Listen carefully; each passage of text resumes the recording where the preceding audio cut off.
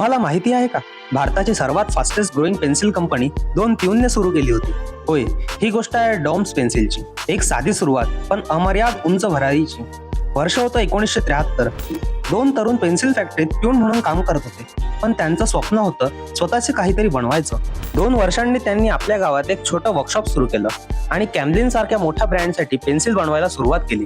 पुढच्या 30 वर्षात त्यांनी फक्त 2 गोष्टीवर लक्ष दिलं, क्वालिटी आणि स्केल. आणि मग 2005 मध्ये त्यांनी स्वतःचा ब्रँड लॉन्च केला, डॉम्स. त्या काळात सगळ्याच पेन्सिल सारखा दिसायच्या, पण डॉम्सने विचार केला वेगळा. त्यांनी आपल्या ट्रँग्युलर शेप पेन्सिल, रंगीत डिझाईन्स, मजबूत ग्रिप आणि पॉलिमर ग्रॅफाइट लीड, ज्यामुळे पेन्सिल झाली अजून टिकाऊ. आज डॉम्स विकतो 3000 पेक्षा जास्त प्रोडक्ट्स आणि 45 पेक्षा जास्त देशात पोहोचलेला आहे. एक प्यून ते पेन्सिल किंग ही गोष्ट आहे मेहनत, गुणवत्ता आणि इनोव्हेशनची. तुमच्या मते डॉम्सचं यशाचं खरं रहस्य काय? कमेंट्स मध्ये लिहा आणि अशाच बिझनेस इन्साइट्ससाठी व्यापार कट्टाला फॉलो करा.